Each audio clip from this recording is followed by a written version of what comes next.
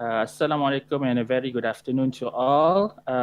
For those who are with us today for our Meet and Greet MMU Superstar. So today we have four of our superstar lecturers with us.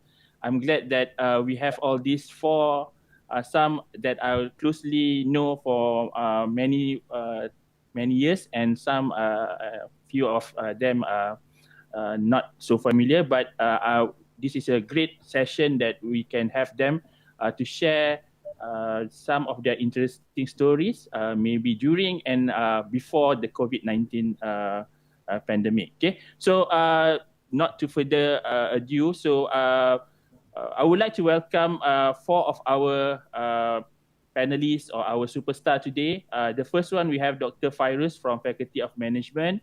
Then we also have Dr. Goh Victor from Faculty of Engineering. Next, we have Dr. Shin from Faculty of Information and Technology, Science and Technology. And last not least, Encik Ahmad Azhar, aka Cik Mat from Faculty of Creative Management. Okay, to start with, okay, hi everyone. To start with, okay, Dr. Fyros, I think I've known you for some times right now. Okay, Dr. Fyros is currently the dean of Faculty of Management. Okay, so to start the ball rolling, Dr. Fyros. Okay, so our session can be English and Bahasa also lah. It's a mix lah. Okay, so kind of a relaxed session. So, Dr. Fyros, can you a bit introduce yourself and perhaps what are going on in your life right now? Okay, thank you, Cik Khairil. Okay, hi everyone. Assalamualaikum and good afternoon, everyone. So, my name is Muhammad Fyros bin Abdul Rahim. People call me Fyros, Dr. Fyros, Doc Fyros, Bro Fyros, if you want to. I would encourage the ladies to call me Abang Fyros, as long as you don't call me Pakcik Fyros lah. Okay, so basically, as mentioned by Cik Khairil just now, I'm currently the Dean of the Faculty of Management. And one thing that I'm proud of, because not only because I'm currently the Dean, I was also the alumni of the faculty. I joined MMU way back in 1998 to do my foundation. And then I proceed with my degree in 1999 and graduated in 2002 doing BBA from the Faculty of Management. So it's always be a great feeling to actually be able to still be in the faculty in which you graduated from. I've been in MMU since 1998 until now. After finish my degree, I continue my study and also working in MMU. And on top of that, other than my responsibility as a dean and also as a senior lecturer, I teach subjects in postgraduate and also undergraduate degrees for subjects related to entrepreneurship, management, strategic management, and human resource management. So I think this is something that I like to share with all my students and also everyone else that know me. On top of being a lecturer, I'm also a corporate trainer.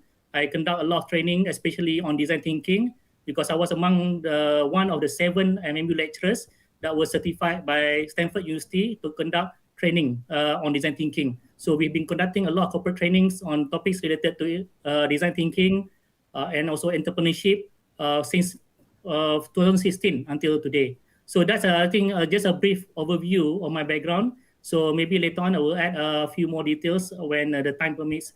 I think that's all from me, Cik Khairil. Back to you. All right, thank you, Dr. Fyros. Interesting. I think Dr. Fyros has a very long way, have history with MMU.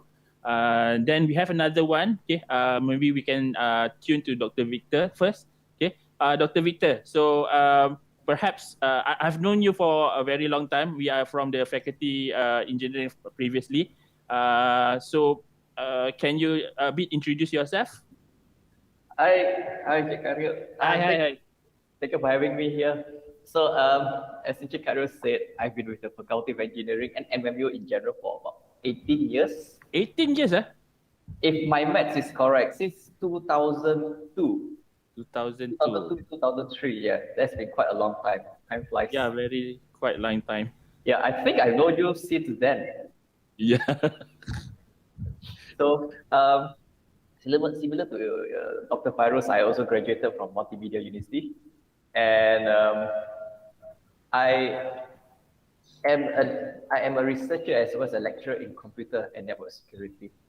So the those are some of the subjects that which I teach, including even computing subjects, as well as computer security, cyber security, cryptography, and the faculty of engineering also offers a lot of different courses, obviously related to engineering. And I've been, what else have I? Hang on, I'm also a trainer with, yeah, I'm also a trainer in the same domains also as well. And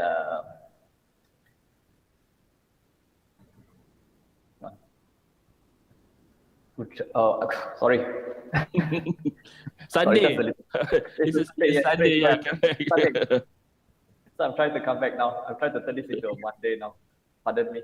Oh, I graduated from Multimedia University, as I said, and I actually pursued my master's degree in Multimedia University.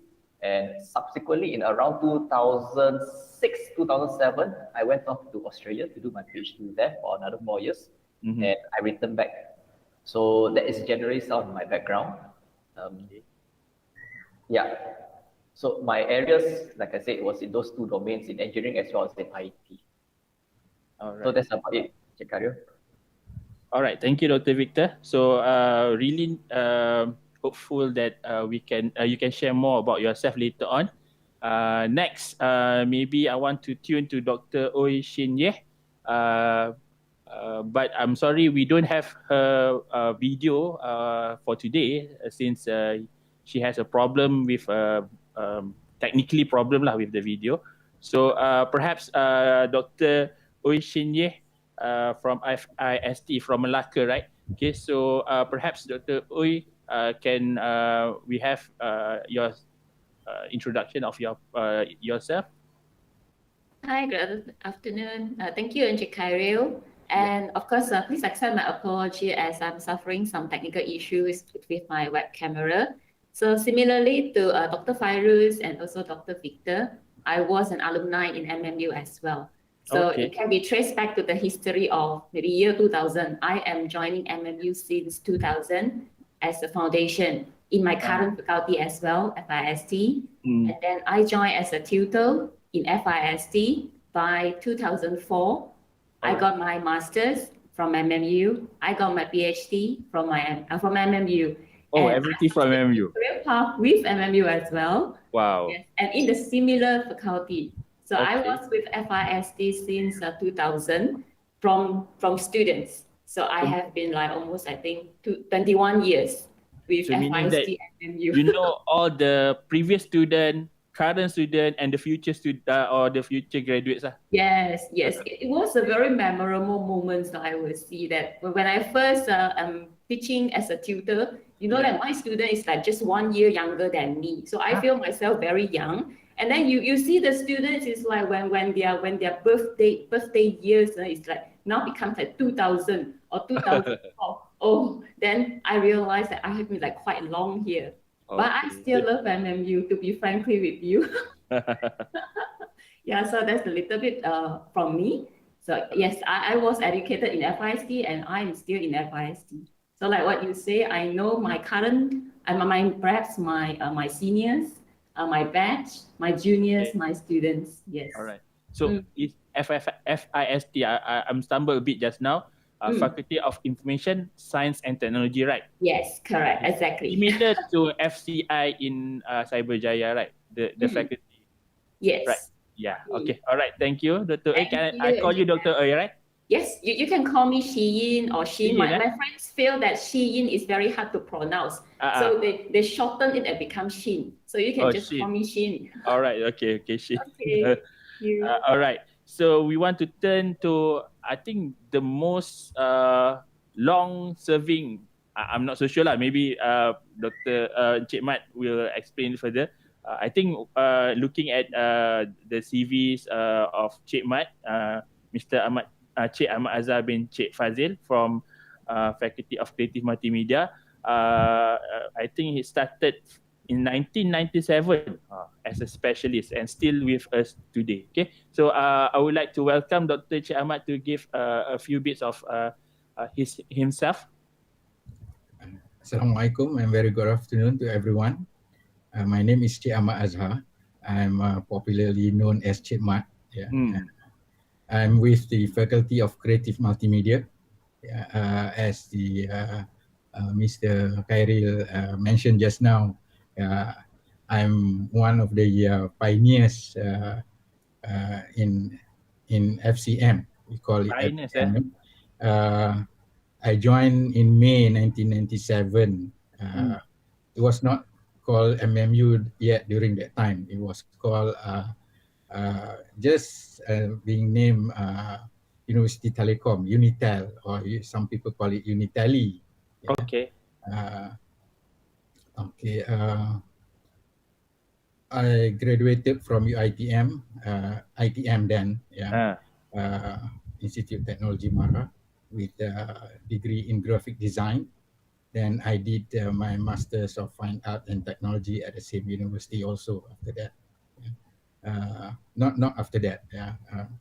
I worked first, in various advertising agencies, design house that deal with graphic design. So I was employed as the art director or graphic designer, in advertising agencies. Then I worked with a few agencies. Then we were called, offered to join, to set up a faculty. Yes, to set up a faculty in MMU. So during that time, I think just Unitel. A few of us were picked up from the industry to set up something that have not been done yet. Okay. The whole world. There's no faculty of creative multimedia yet during that time. So it was like a blend of art and science, of art and technology. So this was in conjunction with Multimedia Super Corridor, which was set up by our fourth Prime Minister during that time. As we know,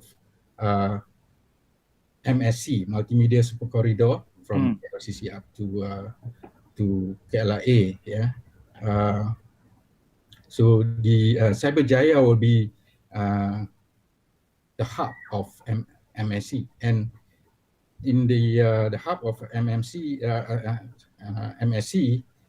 there will be a university, and MMU was also the first private university, and also the university that's pointed to be what we call the heart of MSC, heart of Cyberjaya.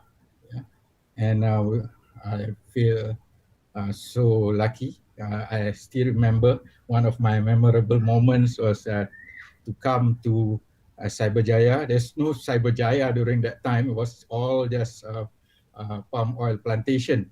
So in the middle of nowhere, we have to come and set up at night because it will be groundbreaking by Tun Dr. Mahathir for the university itself.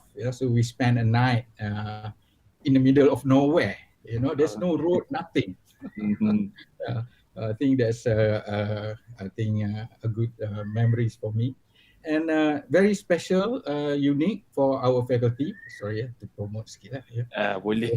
Because there was no such faculty. We have School of Arts, we have School of IT, School of Technologies, but we don't have such thing that merge these two. And we had a sleepless night to how can we blend. So the staff in the beginning, about 8 or 10 staff, half of them are artists, designers like myself, another half are from the IT background, and come from various backgrounds: architecture, IT, programmers, artists, designers like me, filmmakers, animator. So we all sat down together and cracked our heads and how do we go about doing this faculty. And it was first called Media Arts and Sciences. And then when we came to Cyberjaya, the name was changed to, since we have Multimedia University, then the faculty was changed to Creative Multimedia. So I think That's basically a brief introduction and a brief history about FCM. Alright. Cik, boleh panggil Cik Mat je kan? Yeah, sure. Okay, so I think it will be very interesting to know more about Cik Mat and MMU history. So perhaps later on we will share with you, with us. Okay. Then going back to Dr. Victor lah. So Dr. Victor, still right now, currently we are on pandemic COVID-19. Okay. But going backward, before the pandemic itself, okay, perhaps you have some interesting stories or perhaps some achievement that you can still remember, that you can perhaps say that this is who am I. Maybe Dr. Victor can explain further. Okay. So I really do miss the days when we were able to go to campus. Yeah. Now, one of the things that I do enjoy is interacting with students. So yeah, I know that you are the previous deputy dean, right? Yes, I was previously the deputy dean of the Faculty of Engineering, and we do interact a lot of students. You know, if at the teaching capacity and the administrative capacity. So administratively, you talk to the students. I hear them out. I try and solve as much as their problems. I give them advice. I counsel them.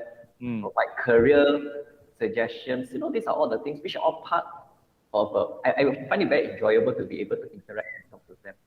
Yeah. So same thing when I do run my classes. When we get to interact, we get to joke with students. I get to see, the best thing is I get to see their face, their body language, to see whether they are happy, to see whether they are excited about the class, the topic, and you can actually pace and help them along the way. So it makes me very happy and very proud. When I can see that you are very happy when you interact with your students. Yes, when they come out to me, they ask me questions afterwards. Really out of curiosity, out of sincere concerns,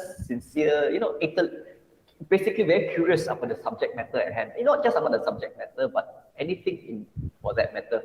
So it makes me even more proud when they actually graduate, and many of them actually went off to pursue their master's courses.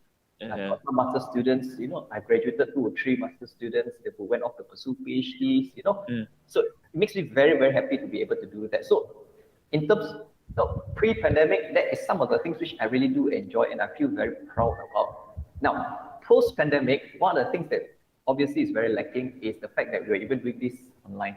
Yeah. So all our interaction now is through virtual. Everything. Everything. Through a secondary medium. So there's always this, there's the lack of you can see the lack of a human touch despite being able to see, So I can't speak for the others, but I really do miss this part of teaching, really do miss the being able to be with everyone else, which is ironically quite a dangerous thing to do now. Being around everyone else is actually quite a dangerous thing to do, but we'll get over this, everyone gets vaccinated, everyone stays safe, So I'm just looking for the day that we can actually come back and get all this going. I'm sure that you would love to have your student interaction face to face, because I know you, based on your previous session with the student, I think you really need to have this face to face thing. How about Dr. Shin? Do you have also the same interest or the same things that you really have something that relates to the student previously and the current moment? So over to you, Dr. Shin. Hi, sure. Actually, I seem to say I share the same thought as Dr. Victor. Frankly speaking, I am a very good face recognizer. I'm proud that I can remember my student face. I can't do that. I can do that. You can do, okay. I will call their name and then I will chit-chat, talking with them, and then to get their attentions. But frankly speaking, now actually I have a problem to remember them. Even though, for example, after they finish their courses, they ask me to become their referee, for master studies or maybe in the job recruitment. So I have a problem to remember who is this guy. So the name so familiar. I think I saw them in the Google Meet before, but I couldn't relate to them. That is because I'm lacking the interaction with them in the physical. Okay. And one thing I would like to share is that before the pandemic, I brought my students over for a lot of a competition, especially like the capture the flag, hacking competition. So I travel around with them. We've been to Kedah, we've been to UTP, Trono, Ipoh. We also been to Johor, and then we enjoy a lot of moments. And our students won a lot of awards in the previous years, I would say. But all of these competitions was called off since the pandemic. So I think I really miss the moments that I travel with them, join the competition with them, seeing their joys after winning the competitions, the championing for MMU is like quite proud for us. So I really miss that moment, to be frankly with you. Yeah. Okay. So, but yeah, all of this competition was called off because, of course, we understand that during this moment, this pandemic, the crowd, staying in the crowd for competition definitely is discouraged. I mean, as a citizens, we shouldn't do that. But of course, there's a trade-off, I would say. What is your opinion on the virtual type of competition? Still lacking on the face-to-face, or perhaps it's similar to the competition physically? I'm not to say for others competitions, but saying for capture the flag or hacking competition definitely is totally different, because if you are doing virtually, I think the organizer also cannot observe whether are you trying to challenge the questions by yourself, or maybe you're actually getting the answers from somewhere else. And then another challenge is that since this is a hacking competitions, some of the questions is that they need to have a control over the environment. For example, it's like only for the internal access, or maybe during on a particular venue access only. So I think the organizers also facing a very huge challenge if they want to organize it in the virtual mode. So that's the reason why a few big organizers or big companies, they call off this. They are not organizing in these 2 years. Okay, so very So sad to hear that you you enjoy the thing, but right now due to the pandemic, we have to make it a stop and so forth. Okay, so coming back to Dr. Fyros, I think I know you from entrepreneurship event. I think you are my not lecturer, or my trainer in entrepreneurship session. Okay, so any interesting, other than you as a lecturer, other than you as a trainer, any interesting things that you want to share with us that have you gone through throughout your MMU life? Okay, thank you, Cik Khairil. So, of course, as a lecturer, when we're teaching the students, sometimes people might question first, especially when teaching subjects such as entrepreneurship. Most common question people ask, have you created your own business? Have you run your own business? And I think that's a common question that people will ask. So that's why for us at the Faculty of Management, we understand that one thing is, it's not that we don't want to run business. We cannot run a business based on the policy in the university, but we can bridge a gap by the two ways. One is us interacting with the entrepreneurs. So that's why for me, being able to collaborate with MARDI, Malaysian Agriculture Research and Development Institute, since 2017, whereby me and another lecturer from MMU, Dr. Ong Ji Wei, both of us have been becoming consultant for MARDI, whereby we help to develop entrepreneurship training modules to actual entrepreneurs. So these are micro to small entrepreneurs. Their product focus more on a food-based product. They might be creating paste, cordial, and whatnot. And we try our best to actually help them to prepare, to plan for their and strategize for their business, how to improve their business, giving knowledge such as design thinking, creative ways of innovating such as trees, and simple tools such as value proposition canvas, BMC. So all the things that people are using in industry. So from there, we managed to actually bridge a gap from what we teach in the classroom and what is relevant to the entrepreneurs. Because when we're teaching actual entrepreneurs and training them, we can't cover the same way as what we cover a subject in a classroom. We cannot talk about theories. We cannot talk about the origin. We cannot talk about definition, because they just want simple things that they can use. So it was an eye-opening experience. Okay, and we are grateful to our partner MARDI for allowing us to be in the program until today, since 2017. And from there, we include some of the modules that we develop into our classroom. So when we teach entrepreneurship for my students, even earlier this morning, I just finished my entrepreneurship class for my MBA students. I mentioned to them, the whole thing that I'm covering today is not based on a textbook. You can't find a textbook because this is based on my training module. All the materials are copyrighted. We created and we registered for IP for all our training material. So that's one way for us to actually bridge a gap in terms of the knowledge in academia and practitioners' knowledge. And I think, and the second way for faculty of management, especially, we are proud that we have a lot of programs where we invite industry practitioners to actually share in the classroom. Even we have a special scheme called Industry Learning Partners, or ILP. This is where we will appoint a person from industry, maybe somebody working in human resource department, somebody working in finance, or some for HR, or for entrepreneurship, we will invite an actual entrepreneur to come and give knowledge and share the knowledge in the classroom. So, and we acknowledge their contribution by appointing them as ILP, Industry Learning Partners. Although it is not a paid appointment, they don't get any honorarium, but they are proud because they can share the knowledge. I think a lot of industry practitioners, they have this sense of wanting to share the knowledge and experience with the students. It's just that, of course, when people never invite, they don't offer lah. Okay? So that's why we try to have that in our classroom. So even like on Friday morning, we had a group of exchange students that consists of students from 5 different countries: Vietnam, Philippines, Indonesia, and Singapore, hosted by FOM and also FCI. Is a joint event.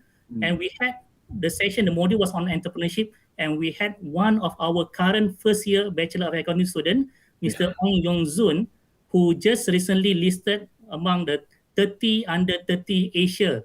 Okay, he was among the 7 Malaysian listed in Forbes 30 under 30 Asia to share his experience. How did he manage his time being a full-time student and a first-class student? Okay, he managed to maintain his result at the same time operating his business. So I think these are 2 ways we managed to bridge the gap by getting involved with actual practitioners, entrepreneurs and whatnot, and also inviting practitioners to do sharing in our classroom. Thank you. Wow.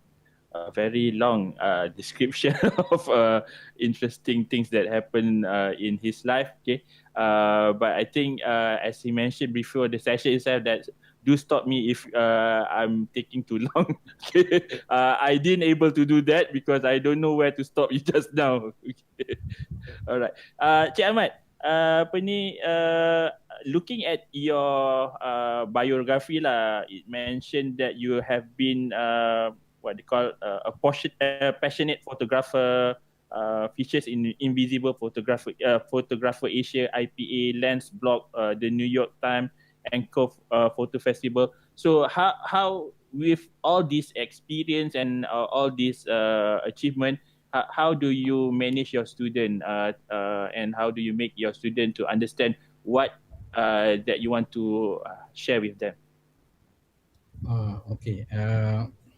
I'm a specialist at the my faculty. Yeah. From beginning, FCM has been set up to always be relevant to the industry. Okay.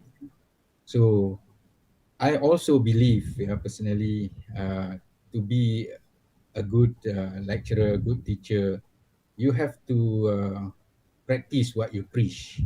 Okay. So we don't have that kind of standard textbooks that I think many other faculties have. In FCM, we rely more on our experience with the industry. Okay. So I think about almost all of our staff always be in touch with the industry in their own respective fields. All right. So for me, myself, I do photography. That's what my passion, photography. And I'm always with the industry of making pictures making visuals, visual communication. So whatever that I got through galleries, through agencies, I will bring back. If let's say I'm invited to a certain festivals, international festivals, overseas, even until now, my work displayed somewhere, even with through online, I will always share my experience with students. I think that's how we in FCM do our things. We always share our experience, our knowledge with students through what we ourselves practice, so that students can see for themselves how the real world works outside there. That is, I think, important to us, because we are preparing them for the real world. I think that's how we do things in FCM, so as far as I know. To date, any of successful student that follow your footstep at this moment that you can Okay, I am teaching at the foundation, foundation FCM. We call it Alpha in FCM. So I think I followed the footstep of my late mother, and my late mother was a teacher. She always been given the standard 1 to teach, and standard 1 is the hardest one to teach. Way back, and I think until now pun, if you talk about 20, 30 years ago, even 40 years ago in kampung, kan, standard 1 is where a student will start to know ABC, or they have preschool and whatever. And my father was a senior draftman at JKR. So I think I combine both. I'm also an artist, designer, art inclination, and also teaching foundation. And I cannot say that they really follow my footsteps. There are few who became full-time professional photographers. All right. But most of them, they followed our footsteps. It's always about teamwork. I contribute my parts, my peers, my colleagues contribute their parts, and of course, with all that experience gained from all of us, I believe, they followed our footsteps. All right. If you want to say follow footsteps, I would prefer not to. I always tell my students, don't be Cik Mat. Oh, don't be Cik Mat. Be yourself. Yes, be yourself. Be better than us. Be better than us. Be better than us. Yeah. All right. Whatever that we give you, I always tell my students, whatever that we give you is just the tip of the iceberg. There's a lot more for you to gain, to learn, to experience yourself outside. Yeah. All right, Cik Mat. Okay. Back to Dr. Shin. Do you have some memorable events or session or with your students? And you mentioned about going to contests and so forth. Any specific that you can still remember? And what is your inspiration at this moment? Oh, hi. All right. Among them, maybe I would like to mention that the ever first time we got the champion in the F-Secure security competitions. Okay. So the year that we got that champion, it just happened that it was the 10-year anniversary of F-Secure in Malaysia. Okay. So the event was very, I would say that it's very grand. And it is the first time I brought the students to try this competition as well. And I didn't expect that we would win over like, 30 plus universities in Malaysia. And that wow, that's a great achievement. Right. Yeah, it's a very great achievement. And because it was the 10th anniversaries of F-Secure, so the achievement was like widely broadcast by the newspapers. And we even have the chance to take a photo with the CTO from F-Secure, purposely flew over from Helsinki. So I would say that was the most memorable days of myself. I see myself appear in the Stars newspaper. I keep that newspaper until today. I see. Okay. Yes. For sure, So, you have to frame it. yeah, I Not did. I just did. I framed it and then I put it in my office. Lah. So I miss that photo now. It's been 2 months. I didn't go back to the office. okay. Yeah. Yeah. All So right. I would say that is the most memorable days that I have. And I'm glad to see that the students who obtained the champions, they are all doing very great now. Yes, all Okay. are leading the leaders in the security fields, and I Yeah. feel proud with them. Like you're tumpang proud. It's actually themselves win the competitions. I Yeah. don't claim anything, but like tumpang proud. Lah. Yeah lah. Yeah. Yes, that is the most memorable day of me. All right. What's keep you going right now? Any inspiration?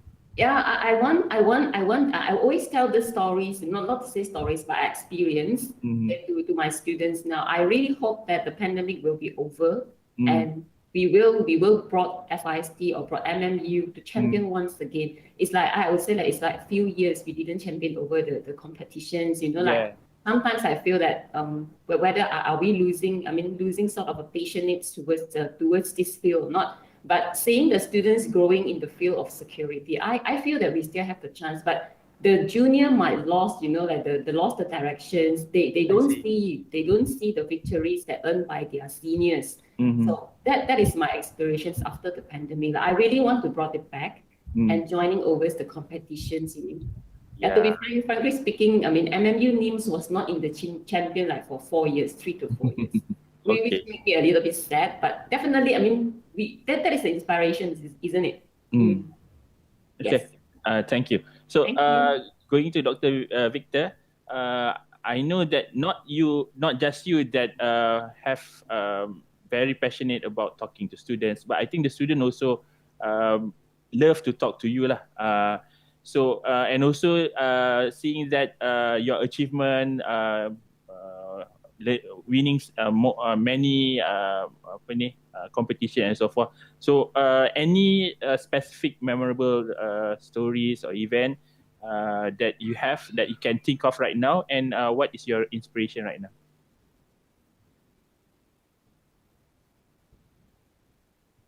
I think you are on mute, Dr. Victor. Okay, sorry. Okay. Now thinking back about competition, this was quite interesting. I think in 2008, 2018, that was the year where we joined a few competitions. All right. So one of the earliest competition we joined was this thing called Pechipta, and it was organized in, if I'm not mistaken, it was in Terengganu. I think it was in UNIZA. So we had to travel by bus from MMU Cyberjaya all the way to UNIZA, and that actually took quite a long, surprisingly a very long time by bus. UNIZA in Terengganu, is it? I think it's Terengganu, right? Yeah. It took us about, I think, 12 hours, more than 12 hours trip. Wow. Right now, when you want to have a meeting, you just give a call. That's the difference. So that was quite interesting because traveling by bus from KL to Terengganu took us longer than flying from here to even to, let's say, UK or here to US. It was a very, very long trip. All right. So it was, so when we arrived there, everything was, we stayed in the hotel, we joined the competition, but one of the things which I enjoyed about that trip was the connection that we had between myself, the lecturers, as well as the students. Yeah. Because there were students there from our MMU team. Some of them was Dr. Ui's students. Some of them from my other colleagues in Malacca, in Cyberjaya. We were all together as a as a small MMU family over there. Yeah. As a one team lah. As a one team, as like I say, I felt more like a family. It was more family, like a family. Yeah. So we brought them out for tea. We went out for lunch. We supported each other. We continued to to give each other the motivation to present their work. When we were waiting at our booths, we went to each other's booth to talk to them, to give ideas. So that actually helped keep the morale up. So I found that to be a very, very enjoyable moment, to be able to connect at a very personal level with the students, not just as the lecturer and students, but as peers, as Right. friends. So the good thing was when the competition was all over and said and done, MMU came back with quite a number of awards. I think at the Pachipta competition in 2017, I think we had about 3 or 4 gold awards, a couple of silvers, and then from there, the same team, we all went again, incidentally, for other competitions such as ITEX. Okay. So that was a very good year for all of us. We went for ITEX. I think again, Dr. Wee was there also. She participated. She and her team participated in all these competitions, and we also went for other competitions such as the MTE competition. So really won quite a lot, and that was quite a memorable year for us.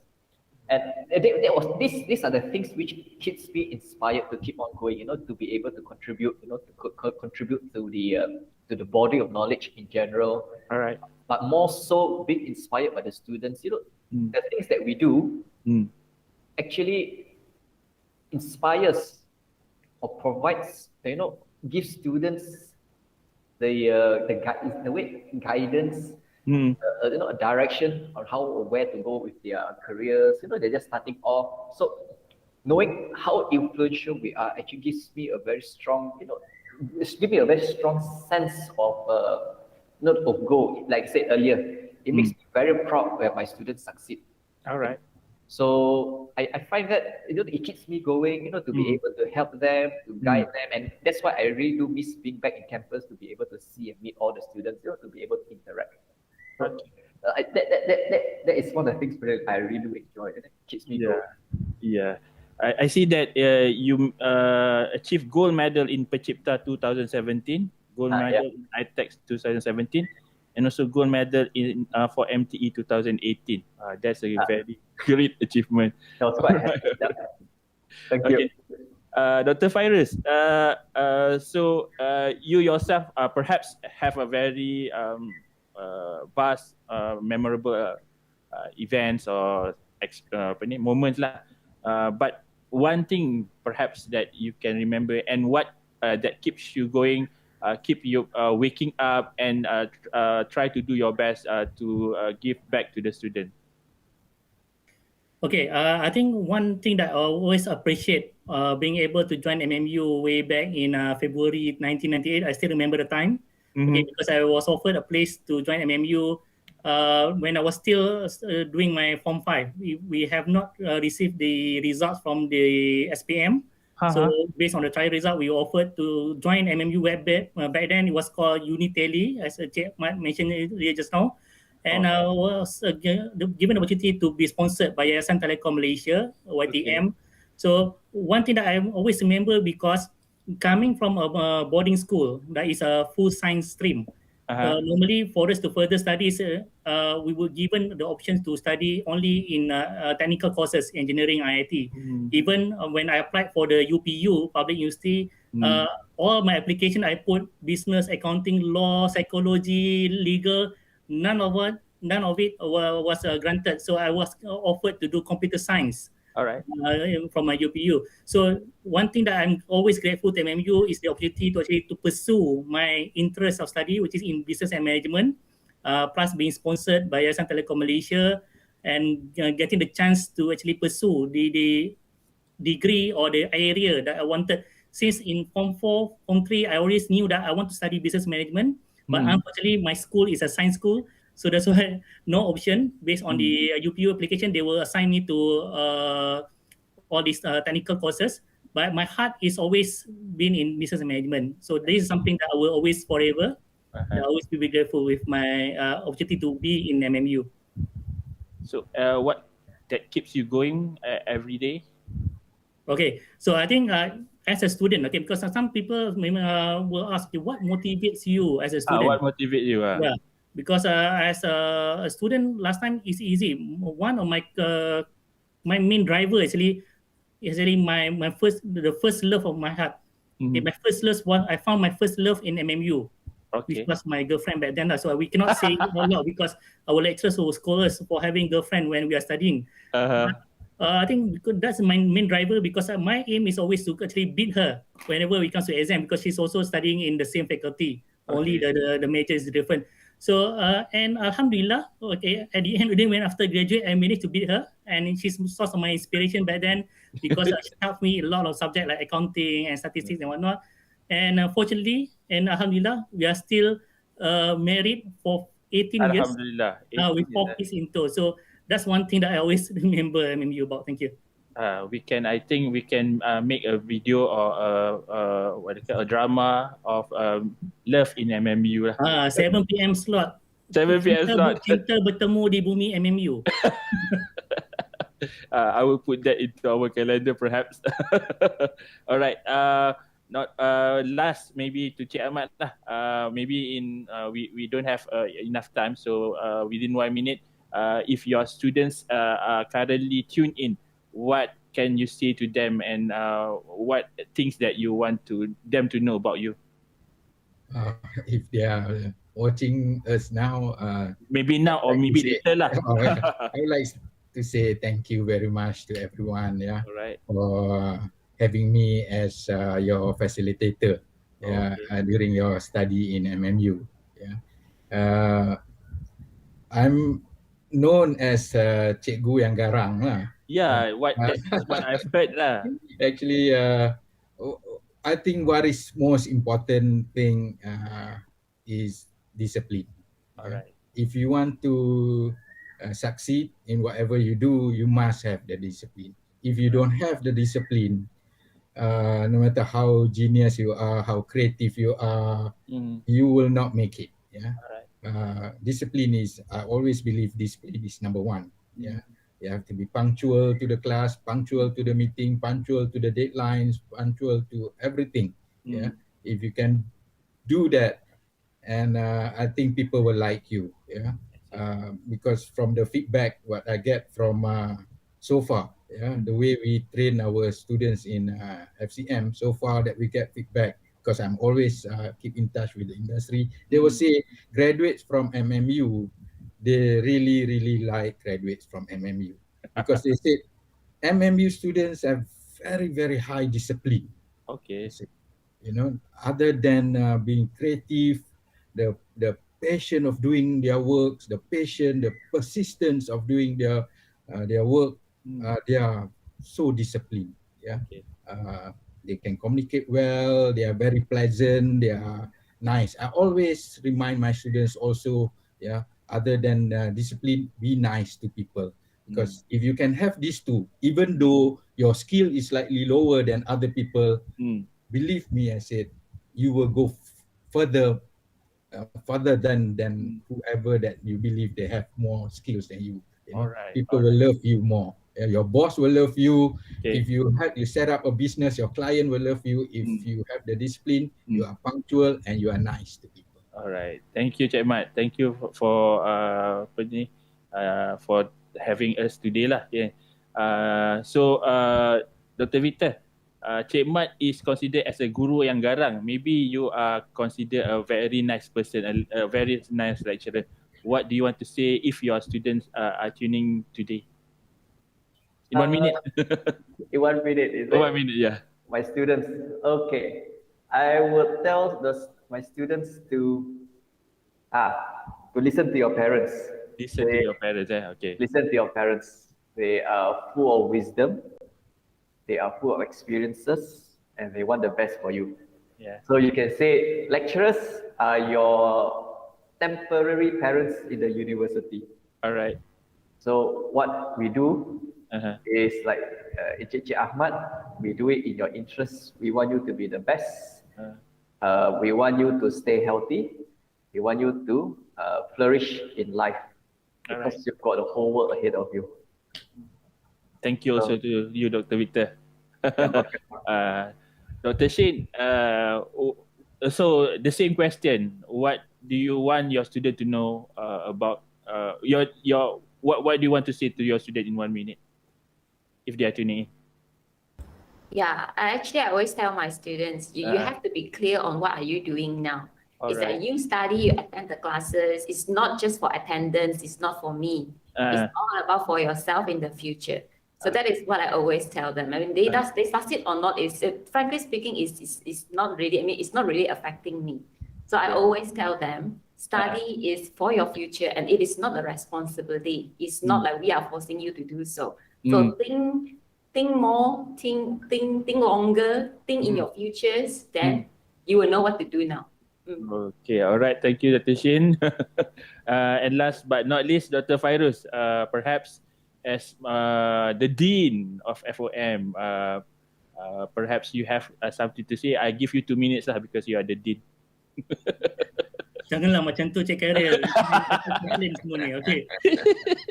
I think because coming from both angle, because I was a student and also I'm currently a staff, I'm seeing the student grow in front of my eyes.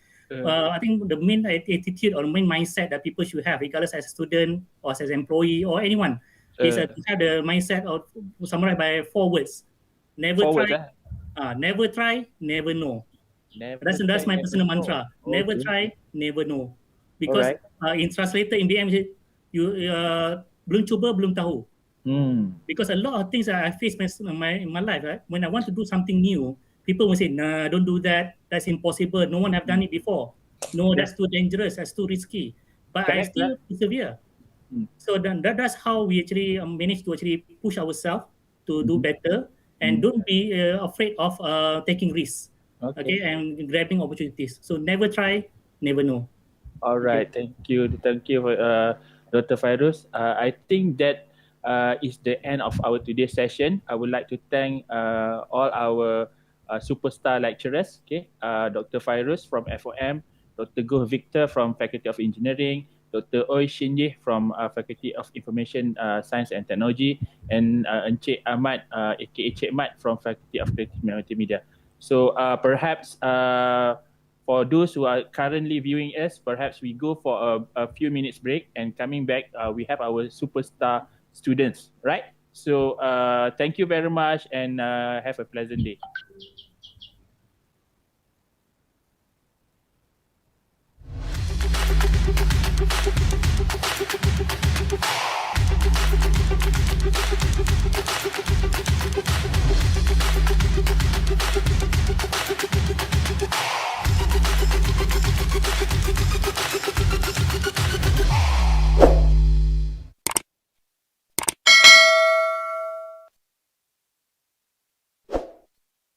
Wonder how fast intelligent machines run on 5G? At MMU, you'll find the answer. Wonder how creative content and online businesses are mastered? At MMU, you'll find the answer. Wonder how cybersecurity and law function? At MMU, you'll find the answer. Find out all these and many more at Multimedia University, because MMU is you, leading the digital future. Visit mmu.edu.my.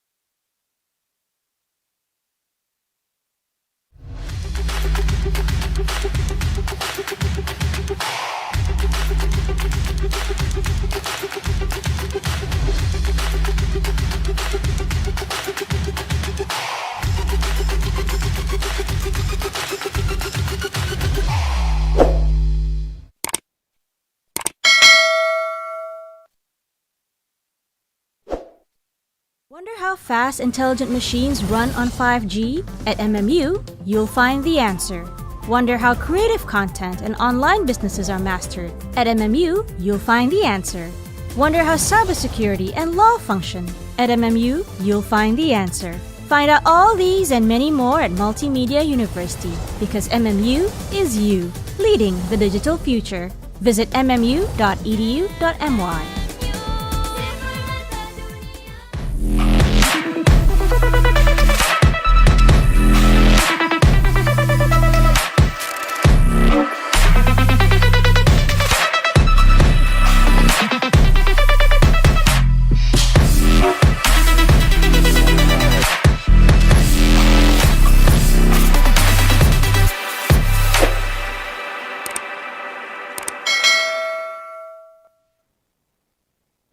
Okay, with me back, Mr. Khairil from Faculty of previously from Faculty of Engineering.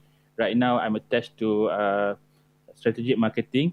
So to continue our session today, right?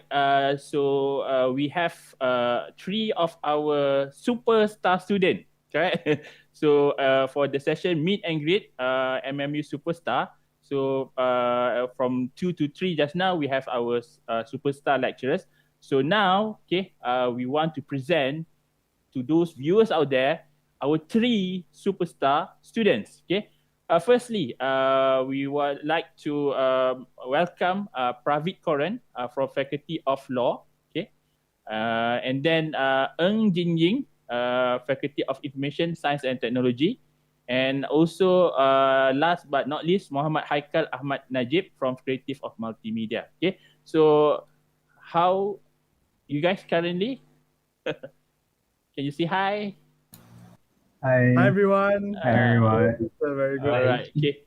All right. So I hope that you guys are in a very good mind. Okay.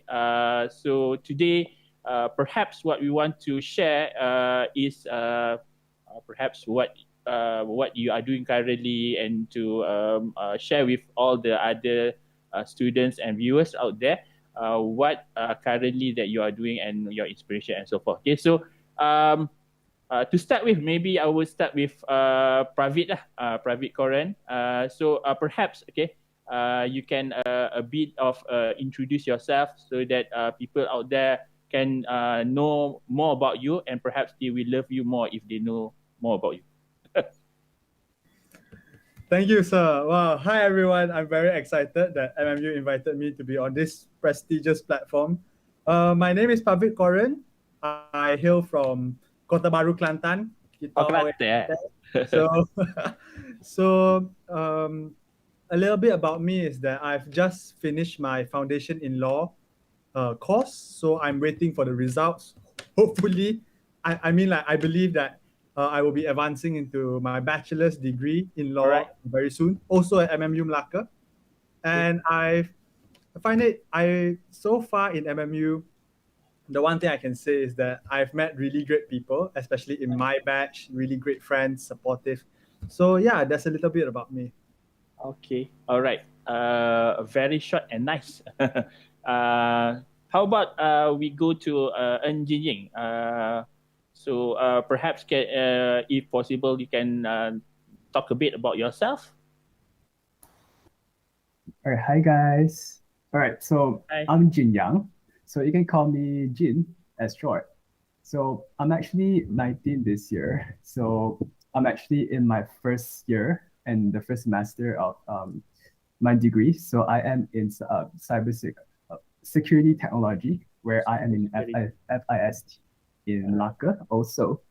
So a bit about myself is, so I'm 19. Okay, so You are 19, yeah.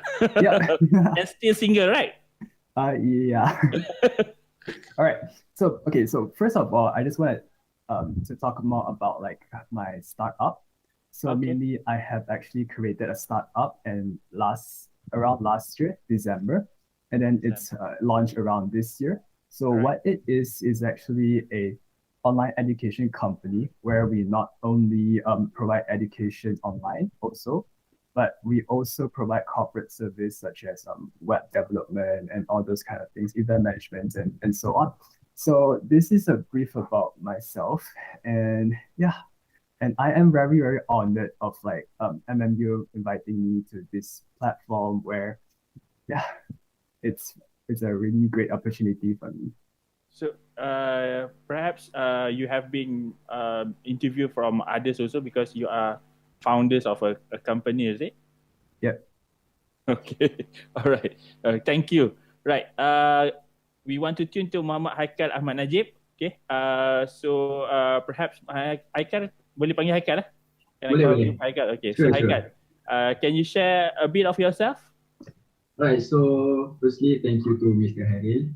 And I think a very good evening I bid to all of you. So first of all, I would like to say thank you for inviting me to this event. So my name is Muhammad Haikal, and currently I'm also 19 years old. Oh, And so 19. also 19. I am from Bali, Selangor.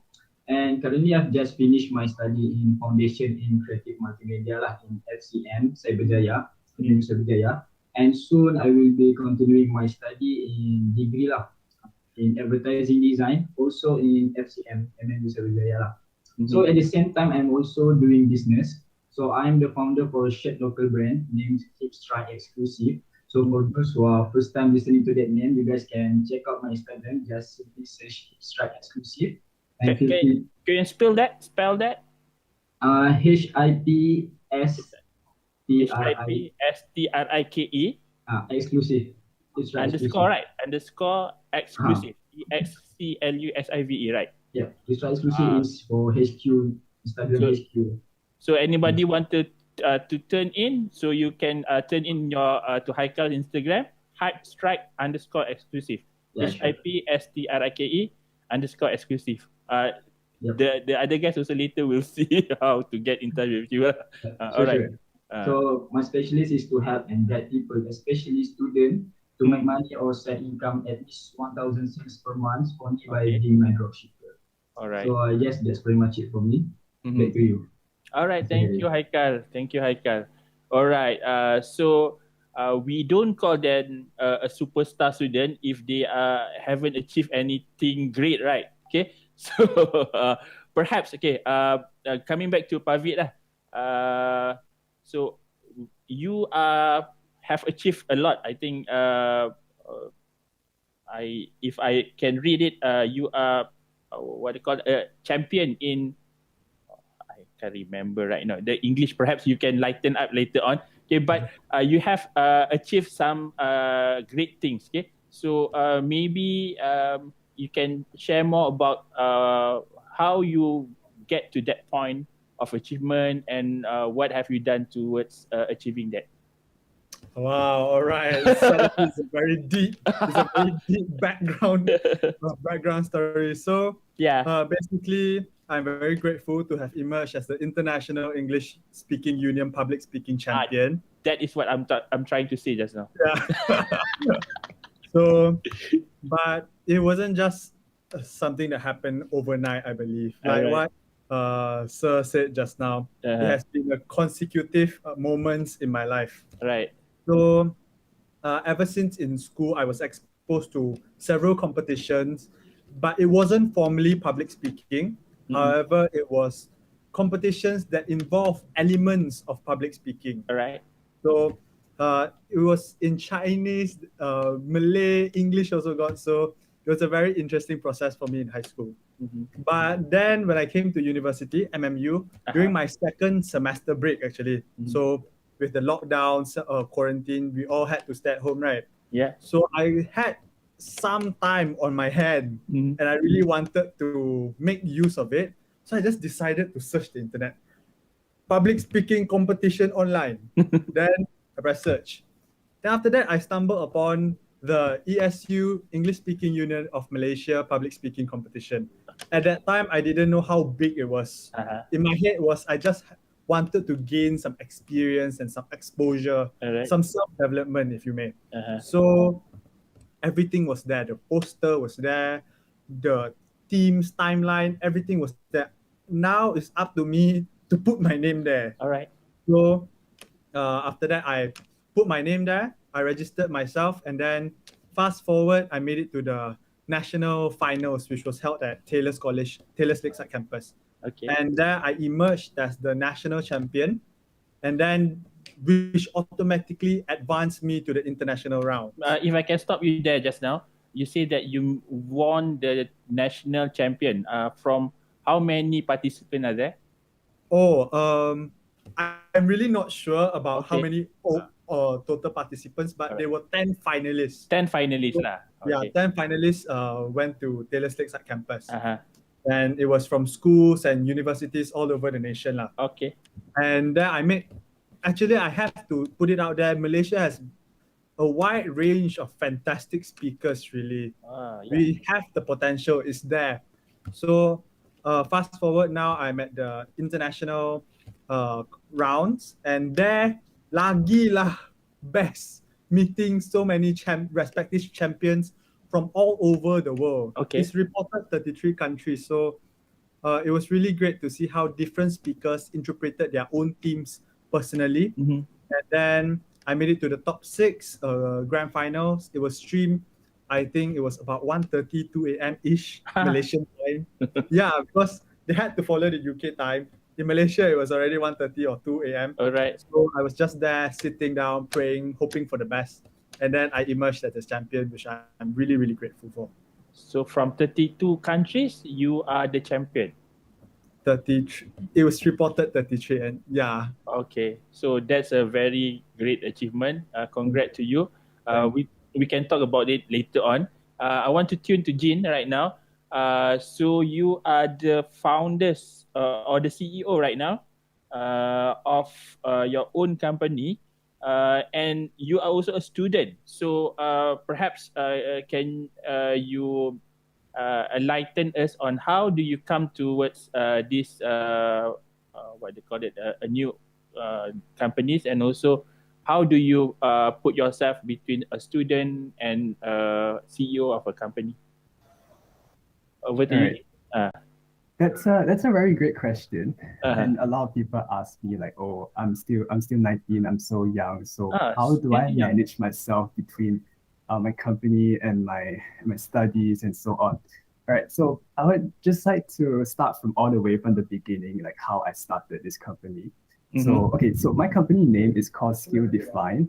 If you guys want to check it out, you can go to skilldefine.com. So can you spell that for our viewers? All right, so it's SKILLDEFYNE.com. All right, that's great. All right, so it started when I just graduated from high school. Then at that point of time, I haven't got the idea of starting this company first. But at that time, I was just graduate and I don't know how to proceed. So by that time, I only know that I am good in robotics because because back in those days, I participated in robotics competition like Mindstorm and the first competition and so on. So back in my high school time, I got on to like some national levels and international levels. Right. So at that time, I got this idea of like creating a robotics center or robotics workshop, something like that. So it started from there, where it is only a robotics center. Right. And then that's my first business. So I just got the, so from there, it's kind of I get some success from there. So I'm like, oh, since I can actually go into business, so why not? I want to create my own brand because that one is a franchise. So I just wanted to create my own education brand where I can just tell people that, oh, this is a startup of mine. So at that point of time, it's like during COVID, like last year when COVID started, and then during March where everything stopped. So at that time, I'm like, so why not I venture online? Where online, it's like the cost of starting up is not high. Yeah. Where you just need a website and you need to get expertise to come and teach, and that's all. So, and you don't need to like pay rentals and so on, like what my previous business did.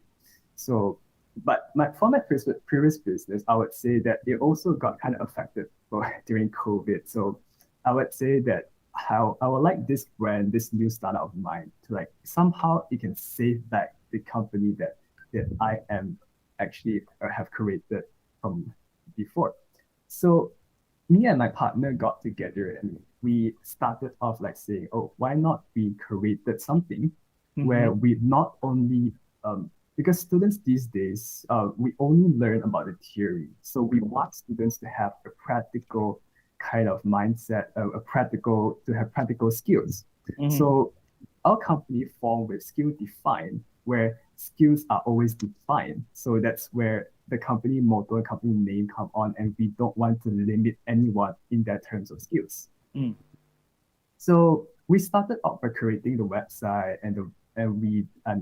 because I am an IT, I have IT background. So actually we created the website ourselves, and then we start hosting courses, and we started hosting basic courses like robotics, music, and so on. And we are now coming up to more skill sets where we are going to offer courses like web development, event management, and so on. So how our courses work is that we not only give you like theory classes, but also we provide you an industrial, real life based kind of experience where we will assign you to a real project in a real company, and it's a real event.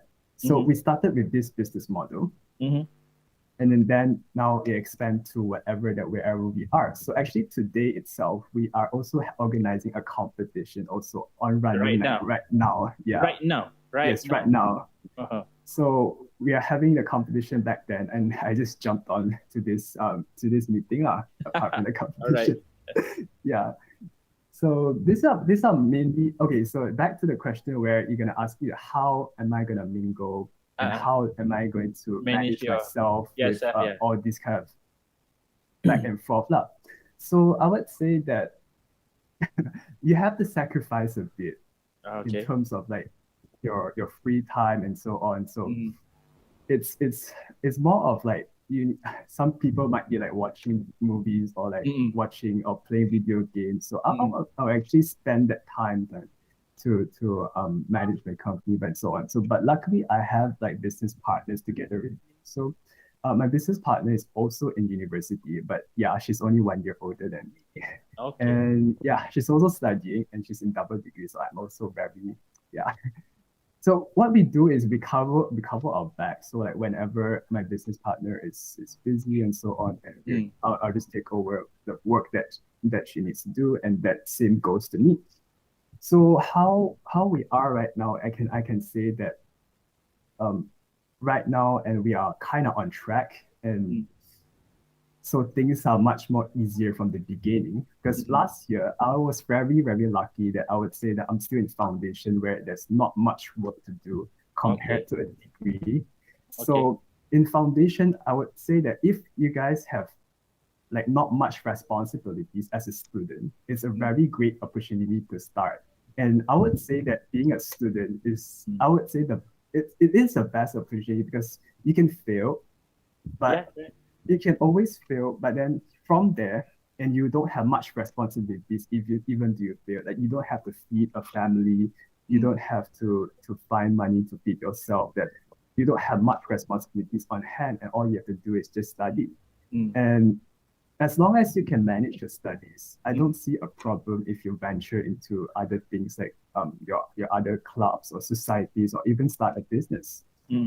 So from here, I would say that as long as you know, and one more thing is like time management. You need to know how to manage your time, because in this kind of, even though you're not managing a company, you are like involving in a lot of like competitions like what Pravit is doing. Like you also need very good time management to because sometimes like just now what Pravit did is like he had to stay up till like 1-2 a.m. to attend competitions for international level.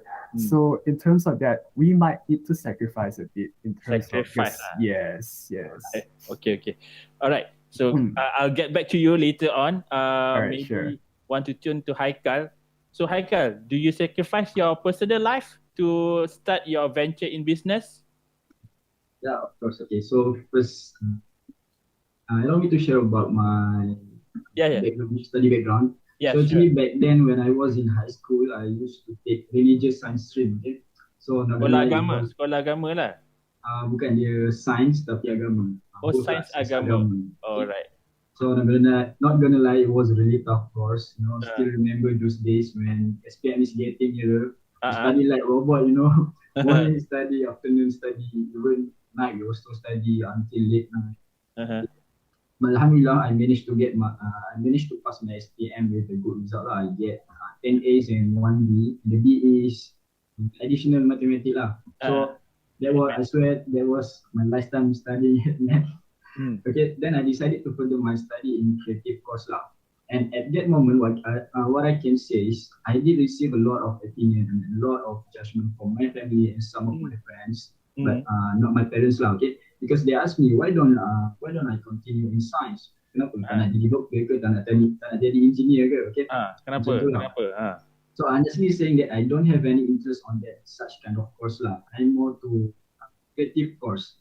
Okay. Creative, okay. So, but luckily not my parents lah. So I was grateful to have such an understanding parent. They believe in my decision and they don't want to force us to do something we don't like. So as long as it is good for our future, then it will be just fine lah. So yeah, here I am being a student of MMU. So actually I did plan about my future study and my career pathway since I was in high school and that. Okay, so I did refer to my counselor and my teacher to seek for their advice about future and career pathway and whatnot lah. So that's why I'm really confident to further my study in this course and also at the same time doing business lah.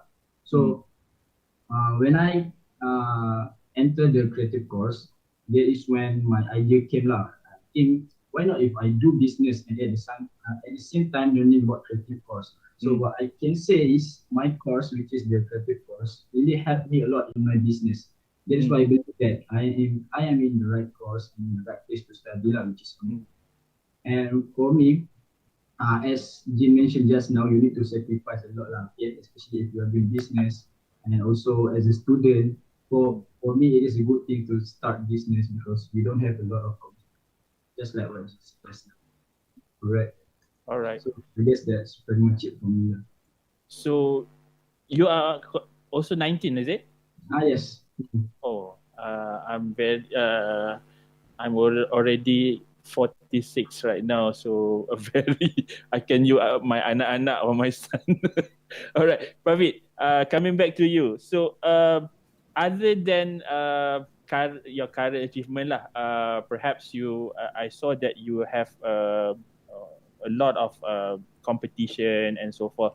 So on the achievement and whatsoever, what are the main memories that you can share with us that perhaps that still you can remember to these days? Wow, all right, thank you so much. That's a very, very interesting question. So I'll start with the one in high school first. Okay, boleh. So in high school, I actively participated in karate. I was the president of the karate club in my school. So, wow. So I was very lucky to have represented my state in various national and international karate competitions. All right. But the competition itself, I will proudly say that I was pretty much beaten up because there were so many other states which were so good. Okay. But the highlight of the competitions wasn't the competition itself. It was the team spirit. Because the question was phrased in a manner that what was the most memorable event? And it's that team spirit, how you have a second family in your karate team or whatever club you have.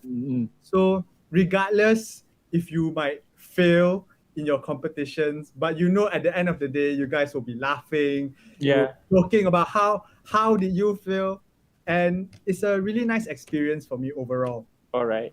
Yeah. Then is during high school lah. Yeah, that is during high school. Then you move to your further study. Yeah. Then now in MMU, Malacca. So I will say that the greatest achievement I have so far is definitely the international public speaking champion. Yeah. But it wasn't the competition itself that was amazing. It was the whole setup of the competition. The whole week, they had a photo tour of London. They invited some BBC host to bring us on a virtual tour in London. She used slides, but yet it was so immersive. And then we also had cultural exchange. So I saw people exchanging cultures from Pakistan, Russia, Philippines, and it was a very interesting, a very amazing experience over there. So those are my two highlights that I can share today. Wow. One being in the karate team last time. And although being beaten, but still have a great memories. Yes. But the point here is not to be beaten. It's the great memories part. So I would strongly advise you not to be beaten as well. And yeah, just experience is something that money can't buy. So if you get a chance to gain a good experience, I would highly suggest you to do so. Let it be public speaking competitions or any other competitions that you may join. As a champion, perhaps can you also help me to post that question to Jin? All right. Since you are the champion. All right. So, hi Jin. Hi. So, I guess the question I will be passing on to you. Yeah. What is your most memorable moments upon starting up this company? Yeah, that's a very good question.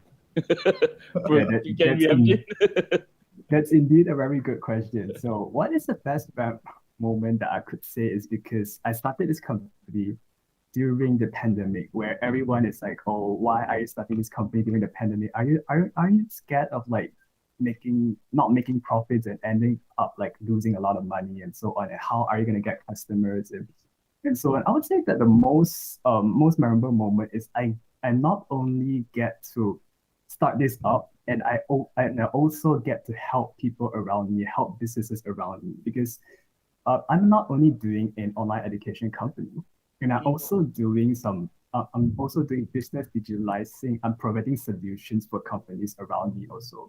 Because there is one of the clients of mine. I'm not going to say which company is it, but he came to me and said that, oh, we are not actually making much profit because they are selling wine actually.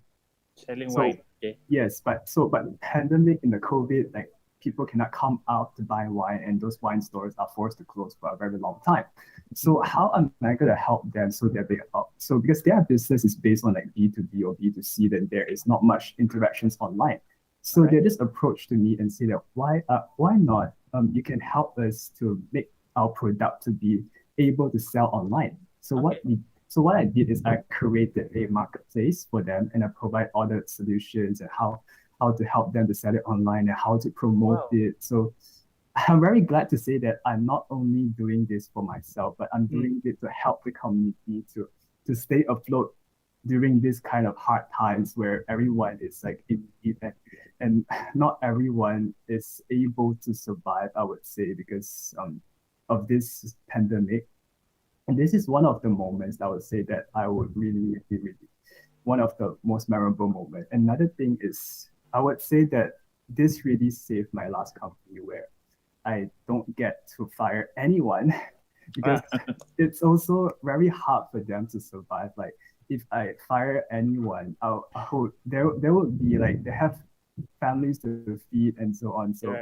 So I just keep them alive and keep that. So I just told them, you don't worry, I'll think of a solution. So you just no worries. Just do your job. You just do your job. Just do what you have to do, and I will. By the way, how many staff that you have right now?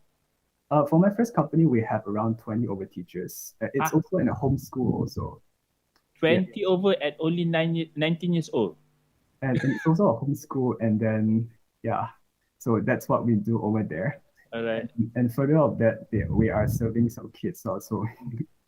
That's also one of the challenge that when pandemic hits me, I'm like, oh, how am I going to make sure all these teachers are not going to lose their jobs and so on. Yeah.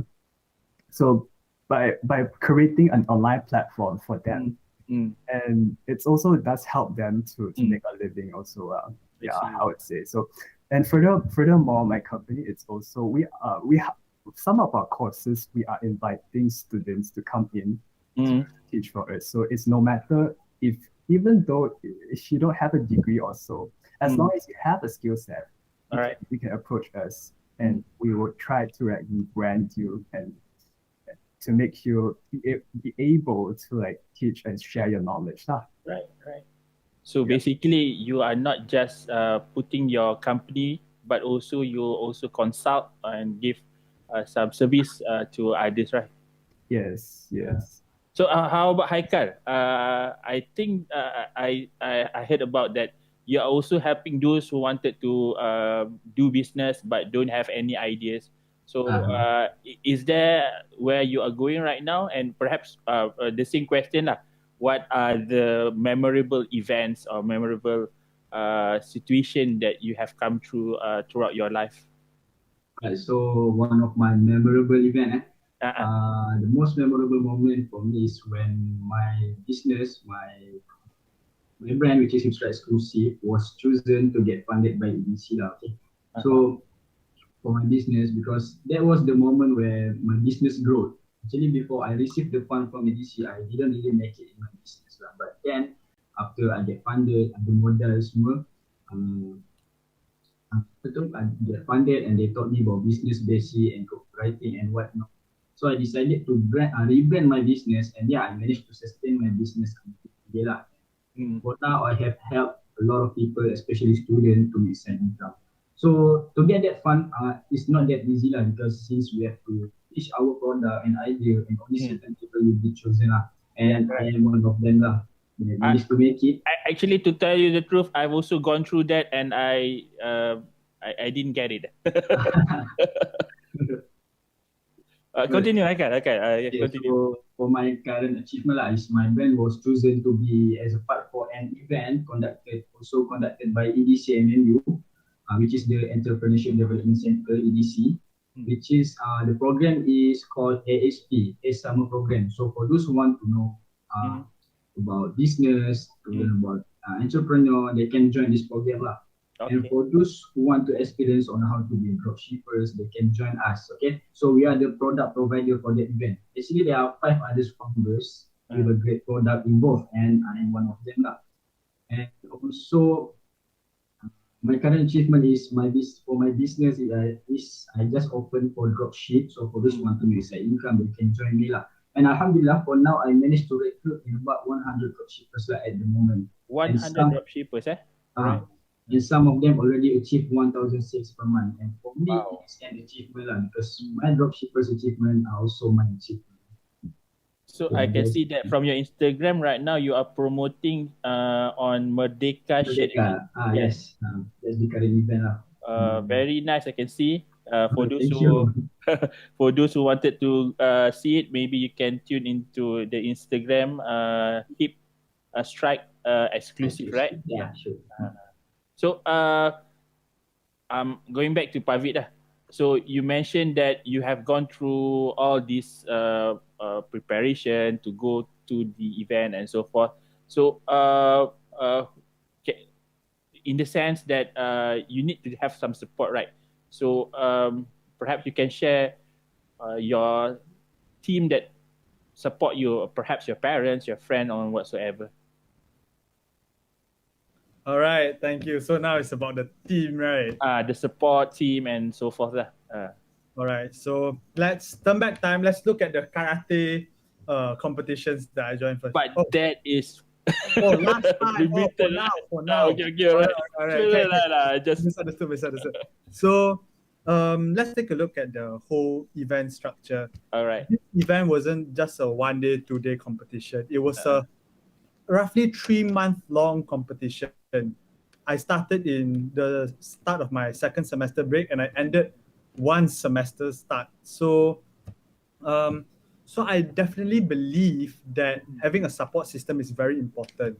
Yeah, correct. For me, especially during the international rounds, my family was a huge support system for me.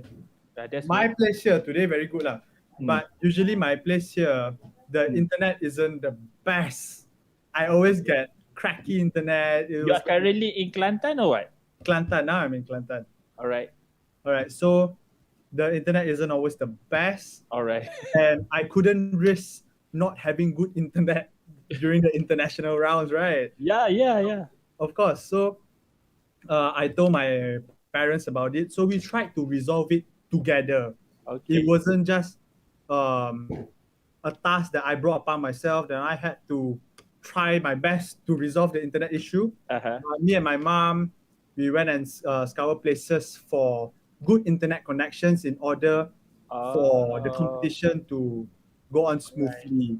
All And right. then throughout the competition itself, it was very nerve-wracking, I can say the least, because having to face so many champions from all of their respective nations is one thing, is a very fascinating thing to happen. So I believe my friends, the Malaysian speakers who competed alongside with me, they were supporting me, and then I'm very grateful. My parents prayed for me. My prayers also help a lot, and I'm very grateful to have come where I am today. Okay. So on your inspiration, who give you inspiration throughout your life? Throughout my life, Yeah. well, You have somebody that really inspire you, maybe, perhaps. right. Well, I can say that this is something very personal to me. Okay. I'm a faculty of law student, just Alright. finished my foundation in law. And then the questions that all foundation students get is, who inspired you to do law? Who inspire you to do law? So basically for me, it was my uncle. All right. Ever since I was young, I looked up to him. He was very close to my father. All right. And then he was a lawyer as well. And then he always treated me, he never talked about the law with me or what could happen if someone got convicted, jury trials. Instead, he was just always with me. Okay. And me being the young boy, looking up to him, seeing that he's a lawyer, is what really inspired me. And as I grew up, I think it's a very subconscious process that the field of law is rooted in my heart. And then as I grew up, I realized after being exposed to all 10 subjects, additional mathematics, science, I believe that law was the way that I wanted to go. So I can say that my uncle is the one that first started initiating the idea of law in me when I was young. But then to come to MMU and do law is a quite challenge, right? Because there's a lot of people trying to get through the law program. So how do you manage to get into MMU law program? I'm pretty sure that question is more directed to the MMU administration itself. I'm just very glad that when I applied like straight after SPM. I got my results. Then I was going through with Uni Enroll, Sis Ping. She helped me. And then we enrolled to MMU, and MMU accepted my offer. So I'm really really glad. It's just a direct one, like you don't have any bad experience or anything. No. History about it. Okay. Come back to Jin. So who inspired you, like, other than perhaps you have your partner, right, for your company? Other than that, who really support you into your venture in your company right now? I would say that to all the children out there, your parents are the biggest supporters, I would say. Correct. Yeah, no matter what, they will support you throughout. They'll give you advice and so on. Because I'll say my parents they have the IT field, and my dad is also, he kind of doing some business also. So what it is they had also supported me throughout all whenever I started my first one. And throughout, when I want to build my own website, they give me some kind of recommendations on how does the UX or UI gonna be. And also my partner, her parents are also really, really supportive. They give us a lot of support, and her parents are also in business, and then they give us tons of advices, support, and legal advices, and so on. So yeah, I would say that without them and without everyone around me, I wouldn't be here talking about my achievements today. So my achievements are not only me, myself, but also the people that supported me throughout all the way, and clients who trusted me, because I would say that not many people would really put their trust into like someone like if I say that I'm 19, Mm. Honestly speaking, not many people would say that, oh shit, can I trust you to put my whole company and generate ideas to you? So as like me as an entrepreneur, I have to give people the trust. So the trust is like mainly building from scratch, where totally zero. Then you have to give good customer support, and you have to give them to show that you have that trust. So trust is not one day, yeah, it's not overnight. Yeah. So to inspire me, I would say that it's Parents lah. my parents. Your And then parents. another thing is I really wanted like those billionaires out there, like Elon Musk, Jeff Elon Musk lah. Bezos. Yeah, those are like really, really great people that no matter how hard at that time that people called their ideas crazy, but then they are still here standing today and telling people that you shouldn't give up. So this is one thing that I would like to tell everyone, that if you have crazy ideas, just go for it, and just don't listen to Don't stop. whoever and around saying that, oh, this idea doesn't work. But you just have to try it out first, because now as you're a student, you don't have any responsible, as I said just now. Don't have much responsibles. You don't have a family to feed, so it's the best opportunity to try. It can go for like some seed funding competitions or some startup funding competitions or some Shark Tank. Just try it out and just throw your idea in, and people there will help you. Then they will have people to help you in all sorts of things. So just go for it. Just curiosity, how do you know your partner? Oh, my partner is my high school friend. High school friend. So we have known each other for a very long time, I would say. Right. So I've known her for 5 years down the road, and she's a great friend to me. And then one day we are talking about, like, because that time she's also have like other companies outside. Okay. And I also have my first business, and we came together to think of like how are we gonna survive through the pandemic, because I see. her business is about hostels, so hostels are affected due to the pandemic also. Yeah, correct. Hostel affected. A lot Yeah, of hostel exactly, already being closed. Right. Thank you.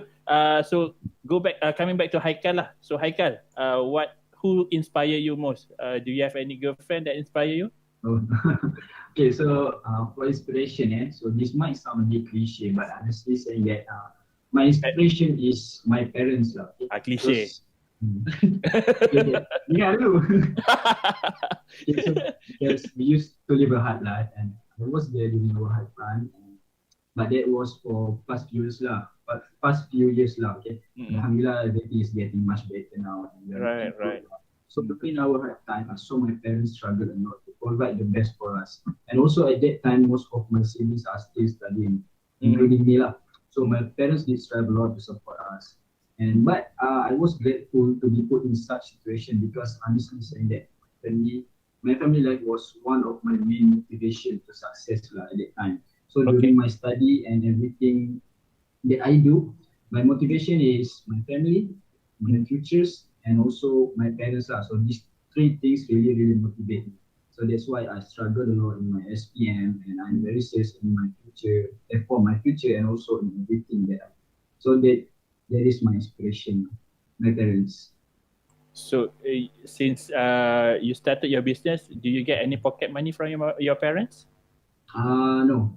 Everything modal semua from EDC lah. Modal from EDC lah.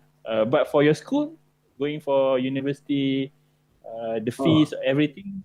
I did a scholarship lah for scholarship lah. But do you think that with your business, if it's achieved, you can actually put your business venture so that you can get a free, what they call it, fees for your education lah?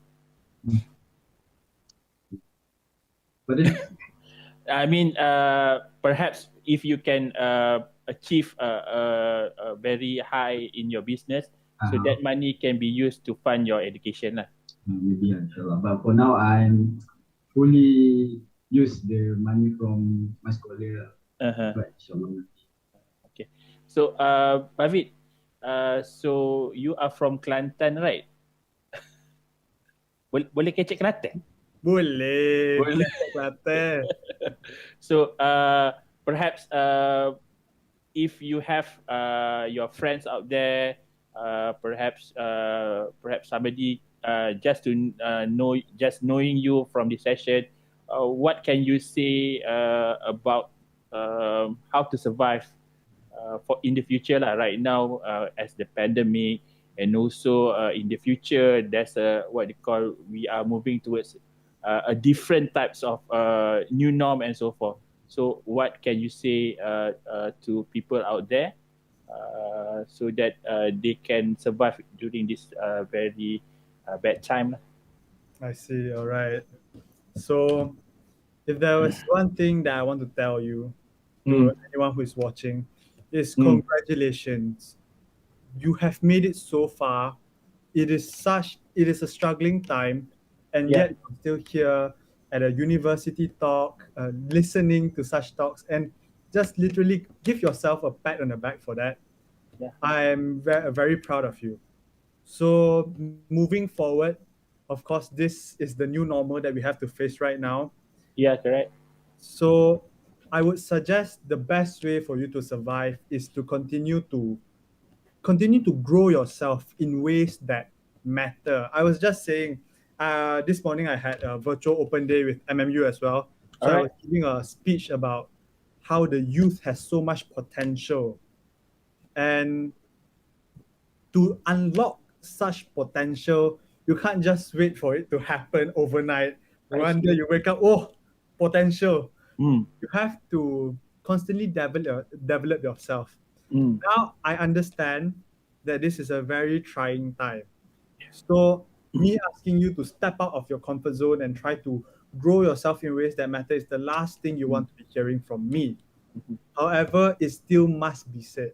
Try taking small steps in the beginning. Right. There's a lot of international conferences or online competitions now. Like what Jin said, there's a lot of competitions. Go and expose yourself, gain experience. It doesn't matter if you think that you have subpar quality or you are not good enough. There's no such thing as not good enough. You are just, but there is such thing that you will be good soon if you constantly expose yourself to this type of events and conferences and competitions. I would just like to quote the previous world champion. Okay. She said, I have gained more in competing than I ever did from winning. And this is something that I totally agree on. Once you win, you get your medals, you get your cash prize even. But when you compete, it's the experience you gain, the exposures you learn, the lessons you learn, and the people you meet. So I pray that you continue to grow and develop, and I sincerely wish you all the best. All right. Thank you very much, Pravit. Perhaps we will tune again later with you in other session also. Jin, what can you say to people out there to inspire them so that they will try to success on their life, although there's a lot of challenges in current situation? Yes, this is a very good thing because, like what Pravit said just now, like now it's like a very, very, very hard time for everyone. And I would say that every one of you guys have an idea. Every one of us have ideas, like crazy ideas or even really ideas that you wouldn't think that, probably you might think that it doesn't work, but you don't know if you don't try. So yeah, just like what I said just now, there are a lot of competitions out there. And most of the competitions these days, you don't need money or any registration fee in order to enter.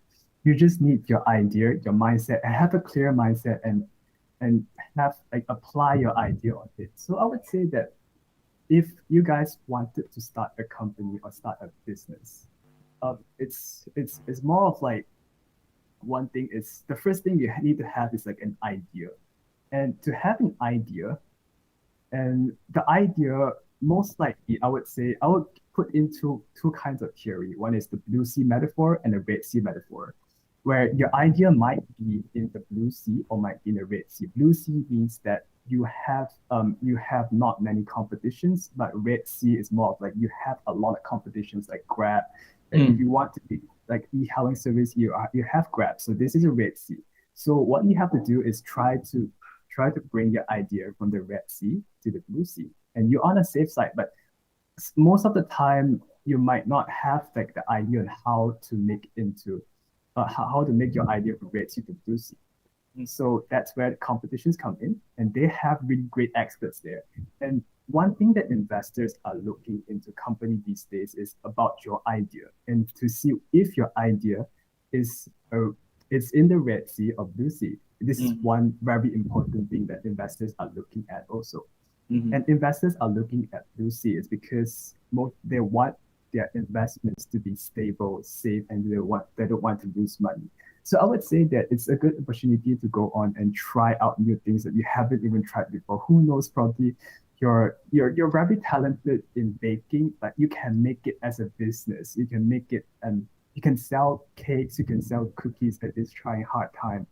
And it's so many resources out there. You can use Instagram to promote the products, or even reach out to, if you're an MMU student, you can reach out to EDC and they can help you and give you advice on like how to proceed and so on. So yeah, so I would say that just do your best, and yeah, you have a lot of potential. And we as young people, we as youth, we shouldn't just stop there. We should excel and we should discover new things that we haven't been discovering before. Yeah, so this is mostly from me, and thank you for having me in this session. And yeah, good luck. And yeah. All right. Thank Stay you. safe. I think we will call you again and again for other session, because it's very enlightening when you see about your experience and so forth. Okay, Haikal, the same question lah that I want to share, so that what can you say, what do you want to say to those outside there, perhaps that being affected by all this pandemic, like you mentioned just now, they can reach you out to be part of your business and so forth. Okay, so over to you, Haikal. Alright, so allow me to make it short. My advice to you guys is you better serious and don't play lah with your study. Okay? Don't play, yeah. Yeah, don't play. Jangan main. Because your future does really matter, you know. Because what you do today will define what you be in your future. So please never waste your teen times, your masa muda ni. Biarlah kita bersusah sekarang daripada kita bersusah pada masa yang akan datang. Okay, very short and nice. All right, I think that's about time lah for our session. I would like to thank you very much to our 3 MMU student superstar in private convent from Faculty of Law. Right now, moving from foundation to degree, right? And then Ng Jin Yang from Faculty of Information Science and Technology. And also Muhammad Haikal Ahmad Najim from Faculty of Creative Multimedia. So for those who out there, thank you very much for tuning in. We are glad that you have tuned with us. Okay, inshallah, if permissible, perhaps we can see in a later session. All right, thank you very much, and have a nice day.